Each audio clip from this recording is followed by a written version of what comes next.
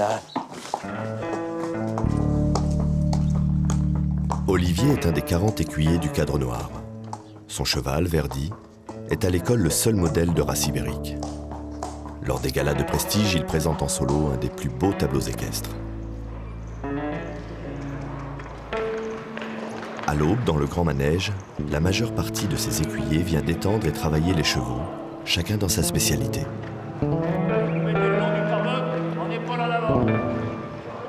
Ils vont ainsi passer 8 heures à cheval, répétant inlassablement chaque mouvement, chaque figure.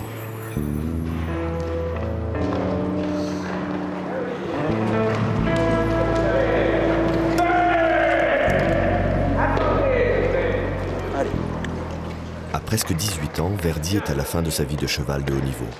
Comme un athlète, Olivier lui fait travailler ses gammes chaque jour, en ménageant ses efforts. Doucement, doucement, doucement, doucement, doucement. Oui, bien ça. Bien, passage.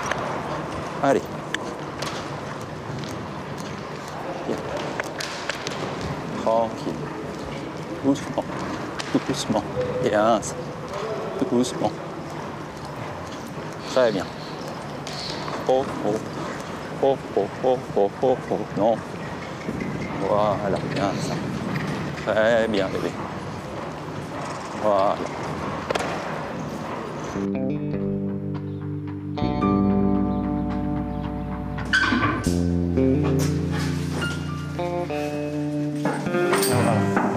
Là, bébé. Oh, oh. Loulou. Non, non. Alors, Verdi, ça, c'est son grand truc, c'est la tête. Il n'aime pas qu'on lui touche la tête comme ça. Il faut l'apprivoiser un peu, même s'il a 17 ans. On a l'impression qu'il a 3 ans. Voilà, pépère. Alors, qu'est-ce qu'il a eu? On n'en sait rien dans son enfance. Voilà, viens me voir là. Viens là, viens. Viens là, allez. Alors, ça va mieux, ouais.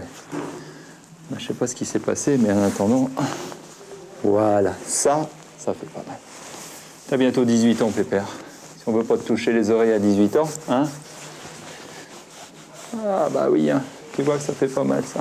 Au contraire, ça fait même du bien. Regarde. Animal. Verdi est un cheval attachant. Olivier partage une grande complicité avec lui. Mais à bientôt 18 ans, un âge respectable pour un cheval, il doit lui trouver un remplaçant de même race, avec des allures naturelles, propices aux airs de haute école. Une mission difficile.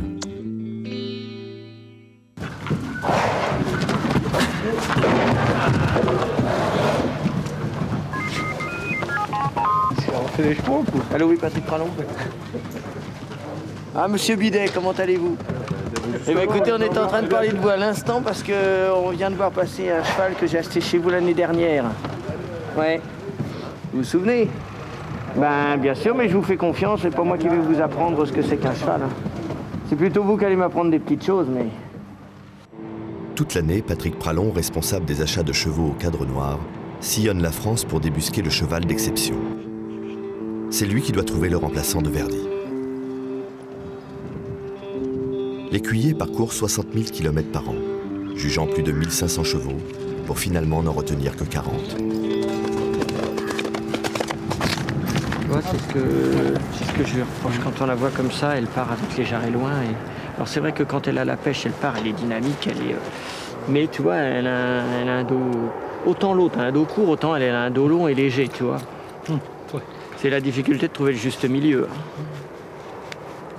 Bon ben vu, moi ça va pas me convenir, mais je vais vous dire pourquoi.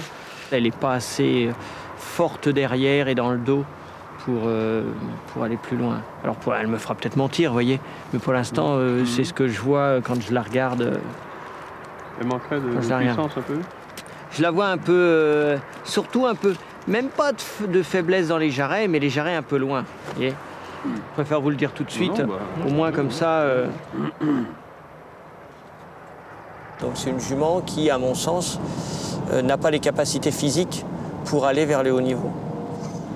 C'est difficile parce que l'éleveur voit son cheval avec les yeux de l'amour, c'est-à-dire qu'il l'a élevé jusqu'à 3 ans, Il y croit parce qu'il l'a fait naître. Et nous, détecteurs de chevaux et de talents, on lui dit « Monsieur, désolé, mais je pense que votre cheval ne fera jamais un cheval de haut niveau. » Vous vous rendez bien compte que l'éleveur, en 3 minutes, on lui fait prendre conscience que son regard vis-à-vis de son cheval est un regard affectif.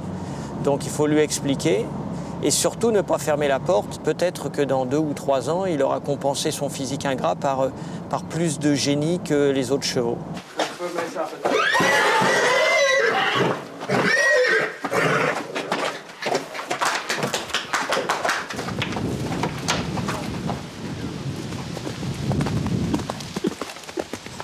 Ah, c'est vrai qu'il a un très bon équilibre au galop, ce qui fait qu'il aime bien galoper comme ça.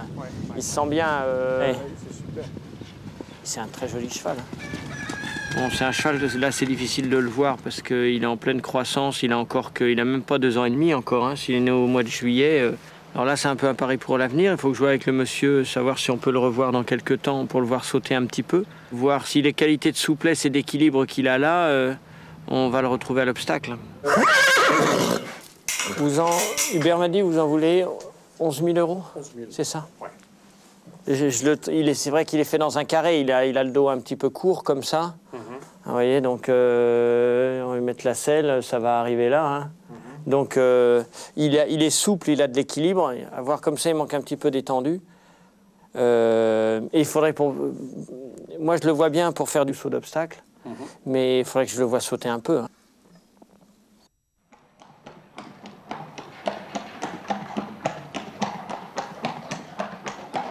Doucement, doucement. Depuis quelques années, Verdi est présenté aux Longraines lors des galas du Cadre Noir. Actif, actif. Olivier actif. Mène son cheval du bout des doigts, à l'image du cocher aux commandes de son attelage. Énergique. Oui. Cela permet d'affiner le dressage et aussi de dérouler, sans le poids du cavalier, les plus belles figures de l'équitation classique. Sur place. Non, sur place, Lou. Bien fait. Là, bien. Voilà. Ah oui, mais ça ne veut pas dire d'arrêter. Oh. Voilà. On va recalmer un peu. Et je dois toujours sentir le désir de se porter dans le mouvement. Et on y va. Allez. Voilà. Allez. Ça, c'est bien. Très bien. Voilà. Comme ça. 1, 2, 3, 4. 3, 4, 3, 1,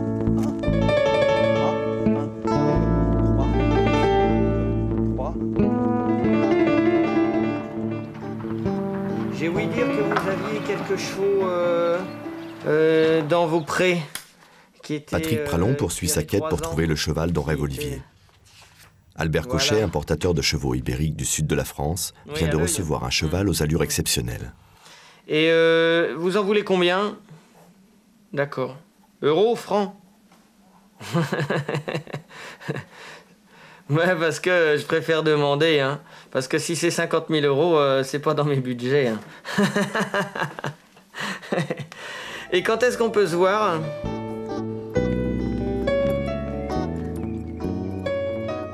Les chevaux de ce spécialiste des races ibériques ont la réputation d'être issus des meilleurs élevages espagnols et portugais.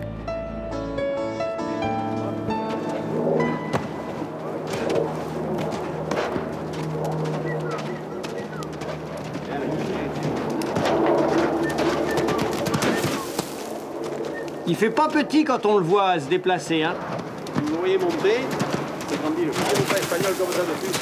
Hop, et...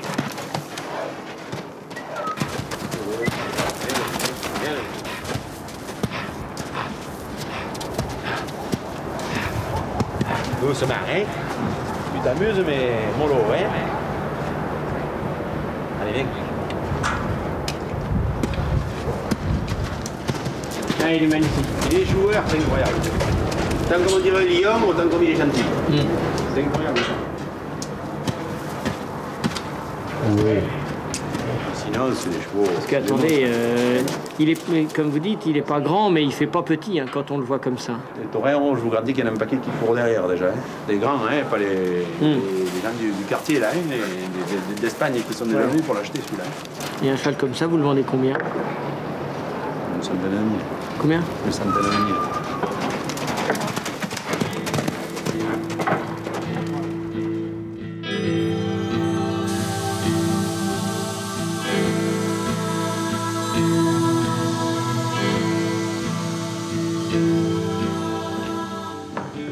Patrick n'a pas été convaincu par le cheval à la robe de feu, malgré ses capacités exceptionnelles.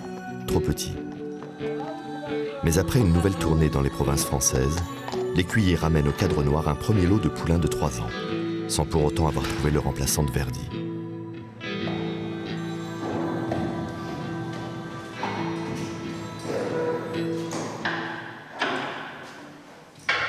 Avant toute confirmation d'achat, Xavier, le vétérinaire du Cadre Noir, fait un check-up complet de chaque poulain.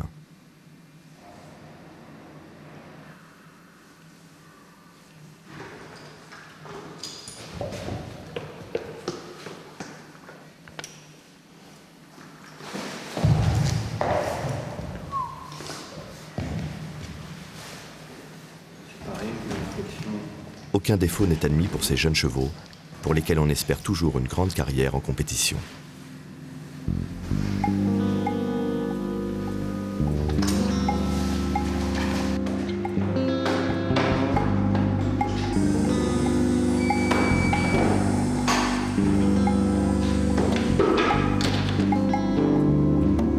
Xavier, merci. Hein.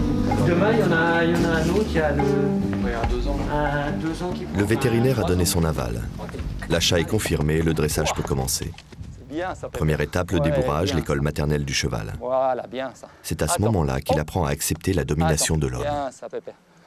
Ouais, c'est marrant ça, hein, c'est agréable. Hein. Que ces chevaux-là, tout ce qu'on leur a inculqué au départ, Voilà. c'est une page blanche, hein, le débourrage, et c'est la première page, et la page la plus importante. Voilà, bien ça. Doucement. Donc tout ce qu'on va écrire, de Oh. toute façon, va rester. Hein. Alors si c'est mal écrit et lisible, eh ben, voilà, on peut avoir un cheval difficile. Mais si c'est très agréable, si on fait des petites fleurs et des petits cœurs, forcément, pour le cheval, ça va être simple, ça va être quelque chose de facile. En plus, les chevaux ont toujours été montés. Ça fait partie de leur gène, quelque part. Hein. Oui. Un amour, ce nono. Hein? J'essaye de m'intéresser donc au maximum sur tout ce qui touche le cheval, son environnement et notamment sa psychologie. Et donc on m'a dit il y a un psychologue pour chevaux qui est à côté, qui fait des choses avec les chevaux. Et c'est vrai que là je me suis dit tiens, ce monsieur qui débourre des chevaux, mais indomptable, que les gens se sont cassés les dents sur ces chevaux-là, je me suis dit j'aimerais bien quand même remplir une case vide, c'est-à-dire comment on fait avec un cheval difficile, quoi. Non, non, non, non, non, non. Et donc je suis allé le rencontrer, il m'a accueilli vraiment mais avec une grande simplicité comme le personnage. Et puis il m'a montré vraiment toute sa méthode. Voilà, voilà, voilà, voilà, voilà, voilà. Non, non, voilà, voilà. Non, non, voilà. Non, voilà, voilà, non, non, voilà, oui. Nicolas Blondeau agit sans aucune violence, mais avec autorité, parce que le danger est toujours présent. Avec seulement 2 mots, oui et non, il va peu à peu convaincre l'animal que son bien-être est d'aller vers l'homme. Non, non, non.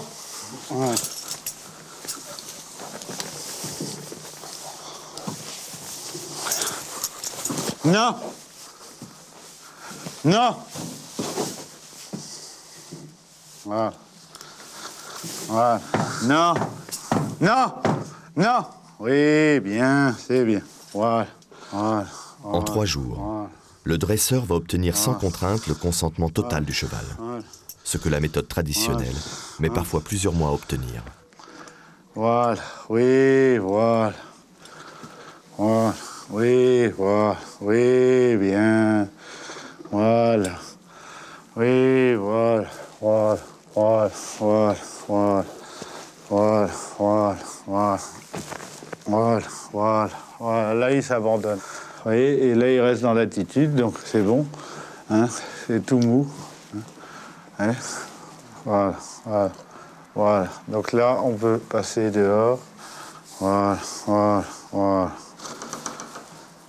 On va refermer derrière. Voilà. Voilà. Voilà. Oh. Oh. Très vite, Nicolas Blondeau invite le cheval à se confronter à toutes les situations. Voilà. Il doit comprendre que l'homme est toujours là pour le rassurer. Non. Sans cette confiance, Voilà. il n'y aurait Non. pas d'équitation Oh. possible. Voilà. Voilà. Non. Voilà.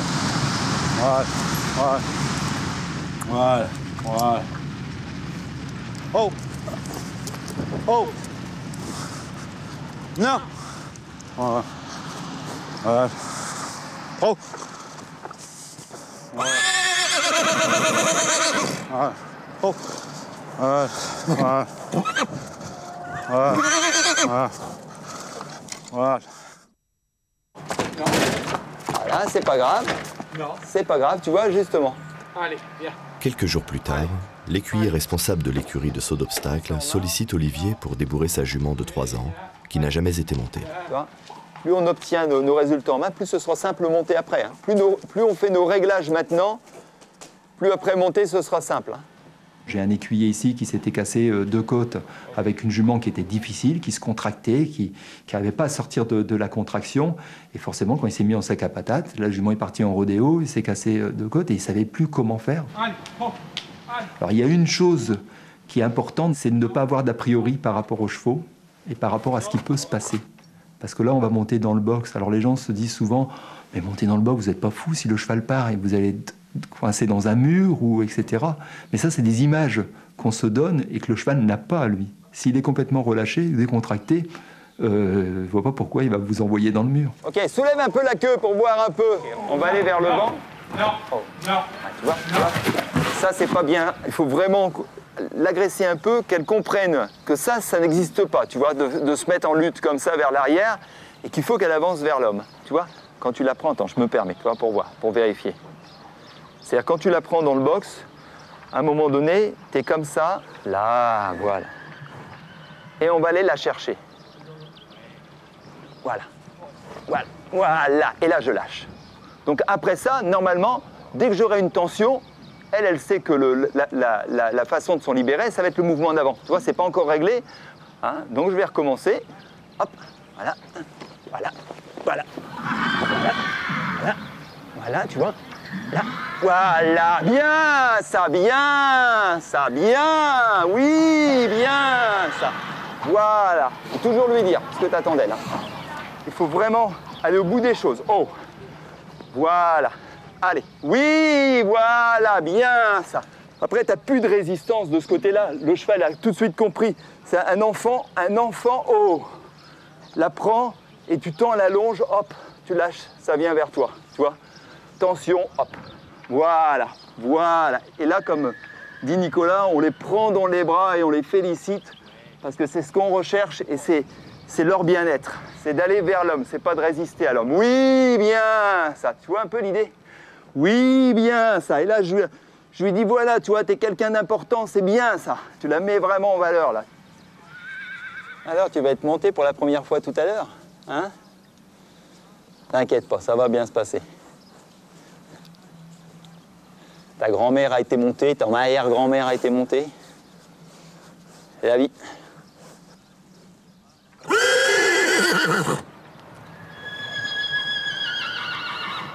Au départ, tu te hisses comme ça sur le côté, tu mets ton poids sur l'étrier, tu passes pas tout de suite ta jambe. Tu restes comme ça, tu vois, et tu la flattes.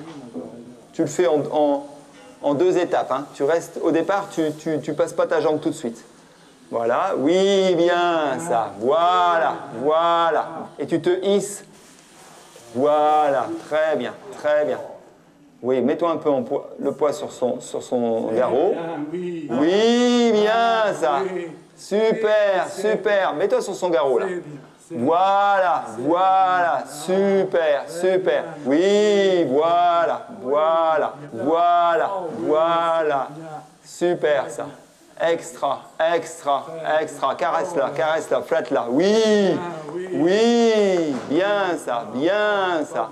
Voilà, bien ça, voilà, voilà. Super, super. C'est ce qu'on attend de toi.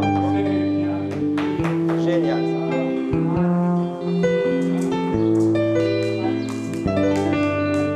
Elle va regarder à chaque fois et elle répond.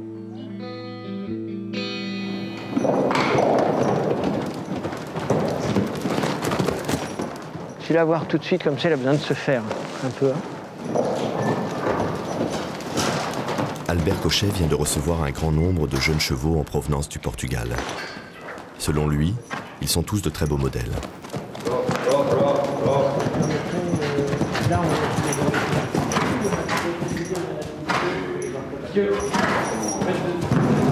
Parmi eux, Patrick Pralon espère trouver le successeur de Verdi.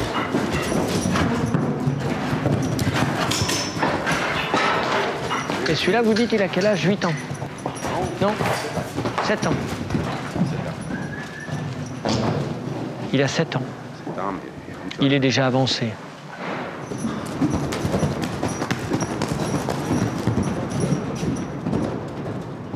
Ça, il a une robe à faire craquer toutes les jeunes filles. Ça, c'est sûr que la couleur. La couleur. C'est dans de poulain. Ah oui, oui, oui. Il est de pince. Oui. Encore, et encore, il a une cible toute rouge qui font mal. Et comme les gamins, quand ils percent les dents. Pour moi, c'est un cheval top, voilà. Les goûts, les couleurs, c'est... Il est membré, hein, il est solide. Hein. Il est solide. Carré de lance, carré de... Ouais, il est fermé comme ça. Il est...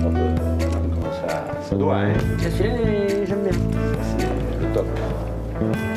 Le bébé.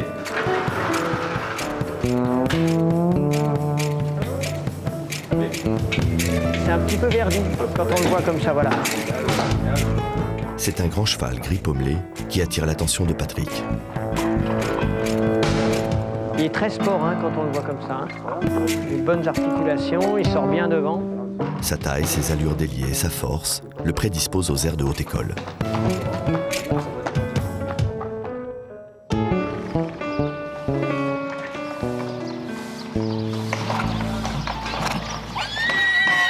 Finalement, Patrick Pralon et Olivier se sont rendus une nouvelle fois en Provence pour choisir Réhésite.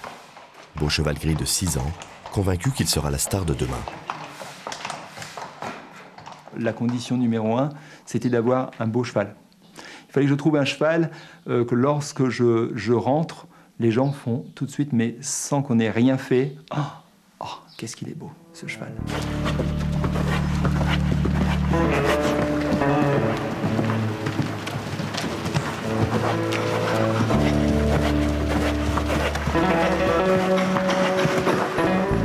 Et puis celui-là, c'est vrai que je suis resté en arrêt. Alors j'avais le choix entre plusieurs chevaux. Hein. Donc je me suis dit, bon, bah, allez, tu laisses simplement travailler ton feeling, quoi. Si le cheval, si tu as le coup de cœur, s'il remplit les conditions que tu recherches. Et puis moi, je me suis arrêté donc sur Réhésite par rapport à ça. Et puis alors après ça, bien évidemment, j'observais le rapport que j'avais avec le cheval et s'il s'intéressait à moi. Parce que si on a tout ça avec un cheval qui se fout de vous, on ne va pas beaucoup plus loin. Donc j'essayais de voir un peu son comportement par rapport à moi, quand je me positionnais, est-ce qu'il était intéressé par ce que je lui demandais, est-ce qu'il venait vers moi, est-ce qu'il était intéressé. Et puis bon, il correspondait tout à fait, c'est vrai, c'est un cheval intelligent qui porte de l'intérêt à ce qu'on lui demande. Et donc il y avait tous les signaux étaient ouverts pour ce cheval-là. Oh, bah, on va être content avec un cheval comme ça. Hein, un beau cheval, ça. Pépère. Au cadre noir, ceux que l'on appelle les sauteurs sont un peu à part. Ces cavaliers exécutent des bonds spectaculaires hérités de l'équitation de guerre. Parmi eux, Vincent. 30 ans, réservé, sensible et perfectionniste. Cette année, il s'est donné comme objectif de présenter pour la première fois Icori, son plus jeune cheval au gala des Crinières d'Or en Avignon.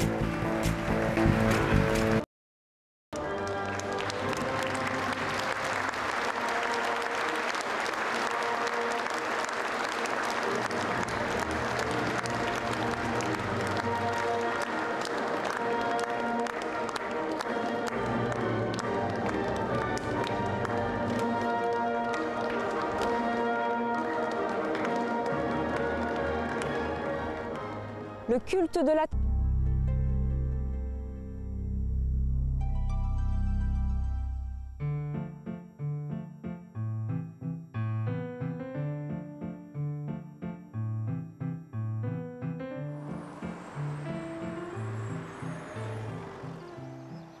Saumur, petite ville de Maine-et-Loire. C'est ici, au sein même de l'École nationale d'équitation, qu'officient les écuyers du prestigieux Cadre Noir. Fondé en 1763, ce dernier avait pour mission d'accueillir les officiers et les sous-officiers chargés de l'instruction des régiments de cavalerie. Bien que devenu civil, le Cadre Noir oscille toujours entre tradition et modernité.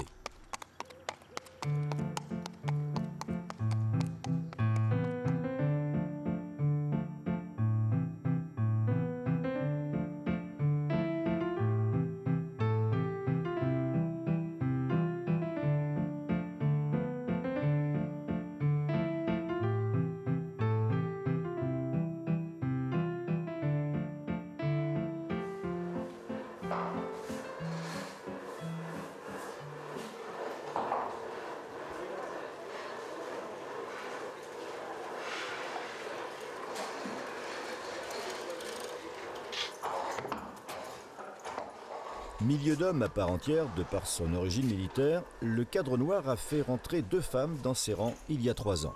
Nadège Bourdon, 33 ans, est l'une d'elles. Elle a fait du saut d'obstacle sa spécialité. Chaque jour, sa matinée est rythmée par le dressage de plusieurs chevaux. Et en fait, là, je viens d'arriver, je vais commencer ma journée avec cette jument-là, qui est une jument de saut d'obstacle. Et moi, ma mission, je dirais, c'est de la dresser, de la monter en compétition, pour que, à plus ou moins long terme, cette jument-là soit utilisable par les élèves pendant leur formation. En plus de cette mission, j'ai une mission donc de formation. Donc, en l'occurrence, je suis chef de cours de la formation initiale. Et j'ai une mission de prestige, je dirais, avec toutes les activités du Cadre Noir, qui consiste à dresser des chevaux et les monter en présentation et en gala pour perpétuer la tradition équestre-française.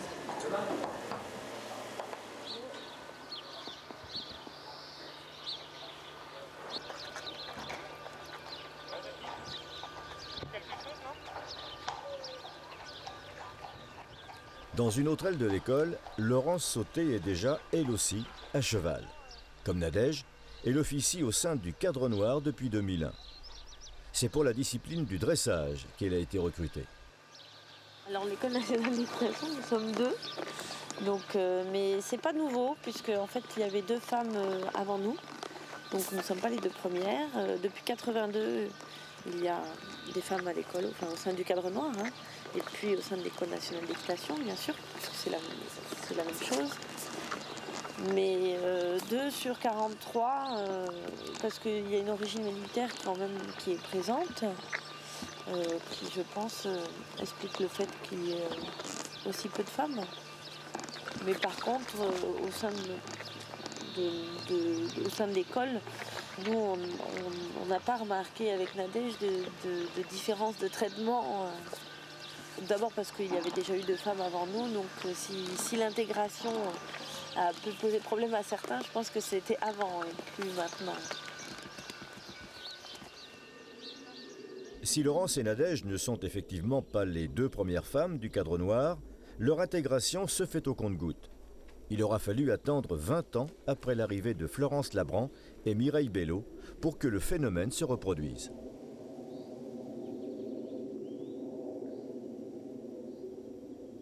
Son intégration, Nadège la doit à son professionnalisme et à un parcours sans faute. Si je dois retracer mon parcours, il commence à l'âge de 7 ans, puisque j'ai pratiqué l'équitation à partir de l'âge de 7 ans.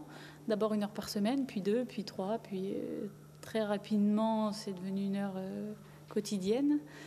J'ai décidé ensuite de passer le brevet d'état d'éducateur sportif à l'époque où j'étais en terminale. J'ai suivi cette formation et passé cet examen en Normandie, à la suite de quoi j'ai trouvé un emploi en tant qu'enseignante, en tant que monitrice. Et c'est seulement 2 années plus tard que je décide de passer l'instructorat et donc de venir à Saumur pour faire ma formation instructeur.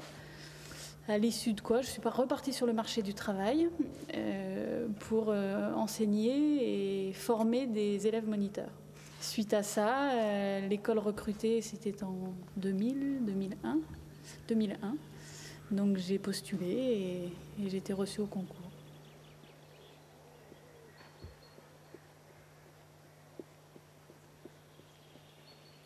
Pour moi, le cadre noir, on va dire en tant que petite fille, c'est-à-dire quand on commence à monter à cheval et qu'on vous offre des livres sur l'équitation, c'est l'écuyer qui est sur le livre, sur le papier glacé, et c'est Saumur, c'est quelque chose de certainement d'inaccessible. Ça évoque évidemment la rigueur, la perfection, et c'était même pas un rêve puisque je ne l'imaginais même pas. D'autant plus que quand j'ai commencé dans le circuit de la compétition, donc je faisais du concours complet et les écuyers du cadre ont des performances, ont encore actuellement toujours eu des performances remarquables en complet, et c'est vrai qu'ils étaient vraiment des écuyers qu'on avait envie de voir en compétition, mais aussi d'avoir en tant qu'enseignant. Bien. Allez, avance. Épaule en dedans. Reine droite. Oui, c'est bien. Laurence travaille beaucoup avec Philippe Limousin, écuyer première classe et champion de France de dressage en 2002. Repars en